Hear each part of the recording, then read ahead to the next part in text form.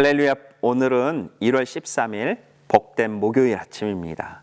오늘 함께 나눌 말씀은 누가복음 3장 21절 22절입니다. 모든 백성이 세례받을 때에 예수께서도 세례를 받으셨습니다. 예수께서 기도하시자 하늘이 열리고 성령께서 비둘기 같은 형상으로 그분 위에 내려오셨습니다. 그리고 하늘에서 한 소리가 났습니다. 너는 내 사랑하는 아들이다. 내가 너를 기뻐한다. 하나님께서 예수님이 세례받을 때 이 모습은 마태, 마가 그리고 누가복음에도 다 기록이 되어 있습니다. 그러나 각 복음서가요 동일한 이야기를 다루면서 각각의 특성을 보여주게 됩니다. 특별히 오늘 본문의 누가의 기록은 어제 본문 중에 15절 말씀 백성들이 그리스도에 대한 기대감으로 가득 차 있었다는 것을 알게 하고 또 마음속으로 요한에 대해서 그가 그리스도가 아닐까 그런 생각을 하게 되었다고 기록하고 있습니다. 우리는 누군가 나타나서요 현재 어려움으로부터 구원해 줄 수 있으리라는 희망이 있다면 그러면 인간의 역사와 그 경험에서는요 반복되는 주제로 희망에 대해서 생각합니다. 특히 이제 우리가 이 선거가 있거나 경제가 어려울 때 또 나라가 전쟁일 때는 그것을 구원해 줄 만한 그것을 회복해 줄 만한 기대로 가득 차 있는 것을 보게 됩니다. 우리는 신뢰하고 지지할 사람을 어떻게 분간할 수 있습니까?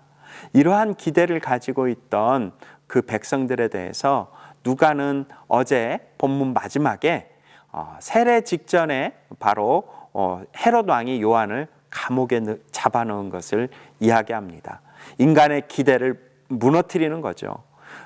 마치 이 기록은요 예수께서 세례 받기 전에 일어났던 일인데 그 세례를 받기 전에 요한을 역사의 무대에서 사라지게 합니다. 그리고 오늘 본문처럼 예수님의 세례와 사역이 시작되는 것을 보게 됩니다. 또 그러면서도 우리에게 알려주는 게 있어요. 마치 예수님의 세례와 또 성령 강림 같은 경우도 마치 통치자들이 요한에게 했던 것처럼 그 기쁜 소식을 반대하는 하나님의 말씀으로 가고자 하는 것을 반대하는 세상과 죄의 속성을 깨닫게 하는 것 같습니다. 사랑하는 귀한 성도 여러분, 우리가 복음, 기쁜 소식을 선포할 때에는 치러야 될 희생이 있는 것 같습니다. 요한의 체포도 예수의 체포와 십자가를 미리 보여주는 그런 모습입니다. 우리는 이러한 세상을 살아갈 때 우리에게 예수님의 모습에 대한 도전을 갖게 됩니다. 바로 하늘에서 성령님이 임하는 거예요. 예수께서 기도하는 동안에 라고 기록되어 있는 그 시기에 성령께서 강림하셔서 세례받는 것부터 기도하는 것으로 전환시키는 모습을 보게 됩니다. 누가복음 전체를 통해서 누가복음에는요 예수님께서 항상 기도하셨다라는 표현을 우리에게 매번 도전하고 있습니다. 예수님께서 제자들을 부르시기 전에 제자들에게 자신이 누구인지를 보여주시기 전에 변화산에서 그리고 기도하는 것을 가르쳐 주시기 전에 잡히시던 때에 죽을 때에 항상 기도로서 모든 것을 시작하고 기도로서 모든 것에 그 역사를 준비하신 예수님을 보게 됩니다. 이러한 누가복음의 특징은 같은 저자인 누가가 지은 사도행전에도 계속 기록되는데 바로 누가는 교회가 약속된 성령을 기다리면서 기도했음을 알려줍니다. 2022년 새해가 되었습니다. 우리의 신앙은요 성령님의 역사만 기다리고 혹시 하나님의 마음을 깨닫는 기도의 자리를 소홀하지는 않습니까? 기억하십시오.